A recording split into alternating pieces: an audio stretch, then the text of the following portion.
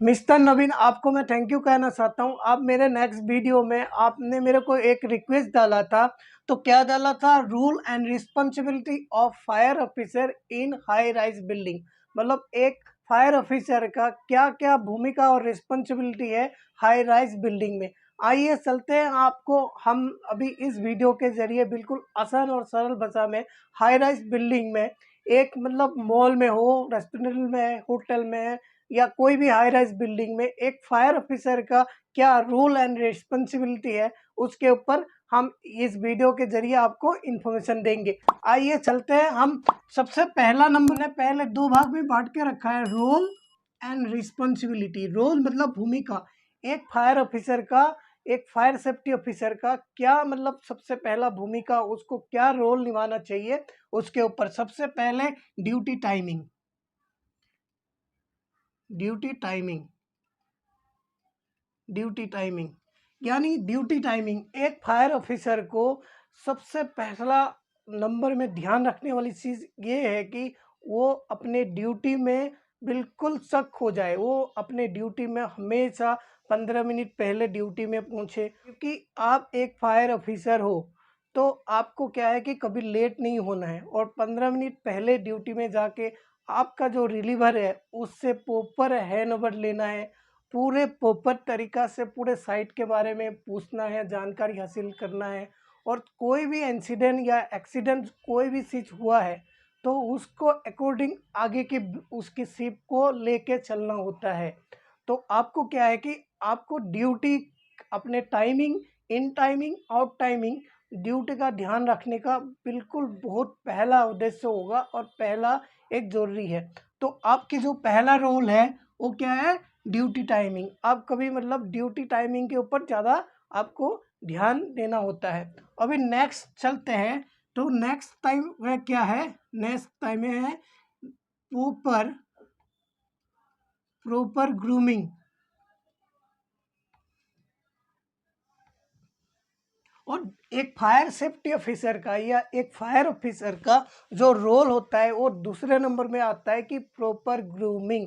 मतलब एक fire officer safety officer के ड्यूटी के दौरान, यानी ड्यूटी में जब तैनात होते हैं, उसकी शर्ट पैंट बिल्कुल साफ सुथरे होना चाहिए, उसकी जूता पॉलिश होना चाहिए, उसकी हेयर कटिंग अच्छी होना चाहिए, उसकी मतलब क्या होता है पूरे डिसिप्लिन से होना चाहिए। इससे क्या होगा कि आप एग्जाम्पल ले लो, दो आपके फायर ऑफिसर है या फायर सेफ्टी ऑफिसर है, इसका एक बंदे का ग्रूमिंग बहुत ज़्यादा स्टैंडर्ड है, एक दूसरे का मतलब ठीक ठाक नहीं है, उसका शर्ट पैंट इधर लटक रहा है, वो मतलब ढंग से वो कपड़ा नहीं पहनता है, तो सबसे ज़्यादा उसको रेस्पेक्ट किसको मिलेगा? जो अच्छा तरीका से या अच्छा से जो ग्रूमिंग मतलब ड्रेस होगा, उसी बंदे को कोई भी पर्सन या उसके सीनियर पर्सन, जूनियर पर्सन क्या करेगा? उसको ज़्यादा अहमियत देगा। तो आपको क्या है कि ग्रूमिंग पे बिल्कुल आपको ध्यान देना होता है कि इससे क्या होगा, अपने आप को आपको ज़्यादा रेस्पेक्ट मिलेगा। और आप क्या है, अपने आप को थोड़ा-सा जब आप ड्रेस अच्छी ड्रेस पहनोगे, अपने आप को एक एहसास होगा। तो आपको ग्रूमिंग में बहुत ज़्यादा ध्यान देना होता है। और नेक्स्ट वीडियो है, और नेक्स्ट तीसरे नंबर पे लिखते हैं। तीसरे नंबर में क्या होता है? डिसिप्लिन। Discipline and efficient.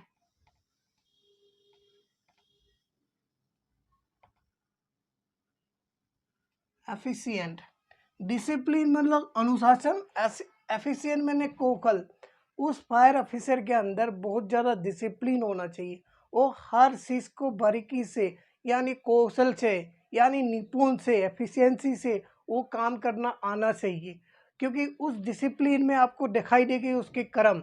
जैसे उसने कोई भी एक्सटिंग्विशर, कोई भी काम दे दिया जाएगा फायर के रिलेटेड, वो हर बंदे को अपने डिसिप्लिन के अनुसार उसको काम देना होता है। कौन सा काम कब करना होता है, कब कौन सा काम नहीं करना होता है, कौन सा चेक लिस्ट कहाँ लगाना होता है। और हमें हर काम उसको क्या है कि एक अनुशासन लेके, एक डिसिप्लिन लेके उसको काम करना होता है। ठीक है। और एफिशिएंसी उसके अंदर ऐसा कौशल होना चाहिए कि वो नेक्स्ट जो उसके सीनियर बंदे हैं उसको अच्छी तरह से हैंडल कर पाए। जैसे एक बंदे उसके अंदर डिसिप्लिन है, उसके भाषा में डिसिप्लिन होना चाहिए, ठीक है, उसके काम पे डिसिप्लिन होना चाहिए, उसकी व्यवहार में डिसिप्लिन होना चाहिए। क्योंकि कोई कोई फायरमैन ऐसा होता है कि अपने सीनियर अधिकारी के बात नहीं मानता है, तो उसको उसके अंदर इतना एफिशिएंसी होना चाहिए, इतना मतलब कौशल होना चाहिए, उस बंदे को हैंडल कर पाए, कहाँ पे उसको डांटना है, कहाँ पे उसको गाली देना है, कहाँ पे उसको प्यार देना है, कहाँ पे उसको समझाना है, उस बात के ऊपर उसको क्या है, समझ होना चाहिए। तो तीसरे पॉइंट क्या है, डिसिप्लिन एंड एफिशिएंट। क्या होना चाहिए, जो हम पहले आपको बता रहे हैं रोल के ऊपर, जो एक फायर ऑफिसर या फायर सेफ्टी ऑफिसर के अंदर क्या रोल होना चाहिए। अभी चौथे नंबर पे आपको लिखते हैं, चौथे नंबर में क्या कि knowledge knowledge all fire safety equipment at work place. ठीक है, क्या है कि चौथे नंबर पॉइंट है knowledge all fire safety equipment at work place. क्या होता है कि आप चलो, आप एक फायर ऑफिसर हो, आपको फायर ऑफिसर हो तो आपको फायर के रिलेटेड हर इक्विपमेंट के बारे में कम से कम 60-70% आपको जानना जरूरी है।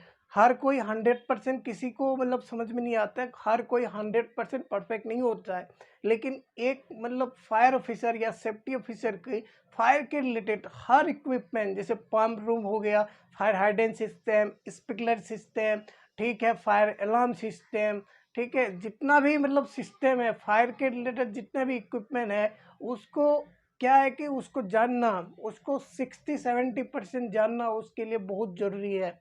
तो उससे क्या होगा, तो उस बंदे को क्या है, उसका लेवल ग्रो होगा, हाई होगा। क्योंकि वो एक फायरमैन है, उसको एक एग्जांपल के तौर पे एक फायरमैन ही उसको एक कुछ सवाल पूछा, क्वेश्चन पूछा, उसको अंदर इतना कैपेसिटी होना चाहिए कि वो फायरमैन को अपने जवाब के द्वारा जो संतुष्ट कर पाए।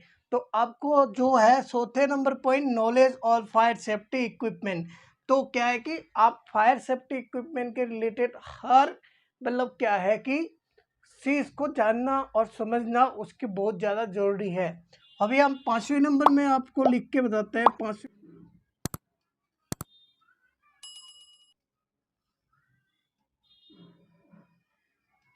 मैनेजमेंट,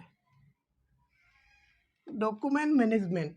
क्या है कि एक मतलब फायर सेफ्टी ऑफिसर का, तो उसका क्या होता है कि जितना भी फायर सेफ्टी उसकी जहाँ पे ड्यूटी कर रहा है, जहाँ पे भी वो ड्यूटी कर रहा है, वहाँ पे फायर सेफ्टी इक्विपमेंट की जितना डॉक्यूमेंट है, उसको क्या है कि उसको अच्छी तरह से मेंटेन करना, जैसे वो चेकलिस्ट हो या किसी भी चीज़ को, ठीक है, और किसी भी मतलब इक्विपमेंट के बारे में अच्छे से डाटा रखना, मतलब कहाँ पे क्या लगाना है, कहाँ रिप्लेस करना है, ये सब चीज़ उसको क्या होता है जानना और उसके पास होना बहुत ज़्यादा ज़रूरी है। इसीलिए बोल रहे हैं 5वें नंबर में क्या है, डॉक्यूमेंट मैनेजमेंट। और चौथे नंबर में है duty management. Duty management management duty management. अभी ड्यूटी मैनेजमेंट इसीलिए फायर सेफ्टी ऑफिसर को, एक फायर सेफ्टी ऑफिसर को बिल्डिंग में इसीलिए जरूरी है क्योंकि वो ड्यूटी कर रहे हैं, तो उसके नीचे बहुत सारे लोग काम करेगा, उसके सीनियर, जैसे फायर टेक्नीशियन हो गया, फायरमैन हो गया, फायर फायर मार्शल हो गया, सिक्योरिटी है, उसको क्या है कि उसके नीचे बहुत सारे लोग काम करेगा, क्योंकि उसको ड्यूटी मैनेजमेंट करना बहुत ज़रूरी है। जैसे एग्जांपल ले लो, एक साइट में, तो आपको आपके पास 5 फायरमैन है, उसमें से 2 या 3 बहुत ज़्यादा तेज़ है, थोड़ा 2-3 थोड़ा कमज़ोर है। तो आप एज ए फायर ऑफिसर कौन सा शिप में सबसे ज़्यादा हमारे पास लोड ज़्यादा है, कौन सा शिप में ज़्यादा सीनियर राउंड मारता है, कौन सा शिप में मतलब आपके ऑडिट होने वाला है, उस हिसाब के आपको जानकारी होना ज़रूरी है। आपको कौन सा फायरमैन कौन सा शिप में बुलाना है, कौन सा फायरमैन इस सिचुएशन को हैंडल कर सकता है, कौन सा फायरमैन या कौन सा सिक्योरिटी उस मतलब सिचुएशन को हैंडल करना मतलब जानता है, उसी हिसाब से आपको ड्यूटी देना होता है, और उसी हिसाब से उसको ड्यूटी एक शेड्यूल बनाना बहुत ज़रूरी है। आपको ये पॉइंट बिल्कुल ध्यान रखने वाली चीज़ है, ड्यूटी मैनेजमेंट। आपको क्या करना है, जैसे ड्यूटी पे आप तैनात हो, आपको ये शतूर होना चाहिए कि आपको कौन सा फायरमैन ज़्यादा तेज है और कौन सा शिप में बुलाना है, कैसे अरेंजमेंट करना है, इसके ऊपर भी आपको नॉलेज होना चाहिए। अभी लास्ट 7वें नंबर में लास्ट पॉइंट में है मंथली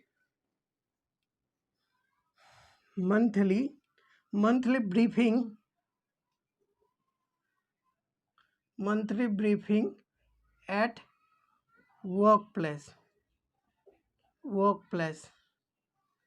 क्या है कि 7 नंबर में लिखा है monthly briefing at work place. आपकी ये भी एक रोल, ये भी एक भूमिका एक हाई राइज बिल्डिंग में बहुत ज़्यादा जरूरी है। वो बिल्डिंग 25 मंजिल का भी हो सकता है, 25 हो सकता है, 5 हो सकता है, 10 हो सकता है। उसमें बहुत सारे स्टाफ काम करते हैं, जैसे मेंटेनेंस टीम हो गया, हाउसकीपिंग हो गया, सिक्योरिटी गार्ड हो गया, और बहुत सारे मतलब कंपनी का बंदे रहता है। क्योंकि उस हर बंदे को, हर एक पर्सन को फायर का बेसिक नॉलेज देना बहुत ज़रूरी है। क्योंकि जैसे आप सिक्योरिटी का, जितना भी सिक्योरिटी बंदे हैं, एक दिन आप एक महीने में एक बार, या मेंटेनेंस को क्या है कि उसको बुला के एक ब्रीफ कर दो, फायर एक्सटिंग्विशर के बारे में समझा दो, या फायर हाइडेंट के बारे में समझा दो, फायर अलार्म के बारे में समझा दो। और मतलब क्या है कि आपको ये लास्ट पॉइंट भी ध्यान होता है, आपके रोल के अंदर आएगा monthly briefing at work place. आप जहाँ पे भी ड्यूटी कर रहे हो, वहाँ पे आपको फायर सेफ्टी के अवेयरनेस पैदा करने के लिए, मतलब हर किसी को बेसिक जानकारी या ट्रेनिंग देना आवश्यकता होता है।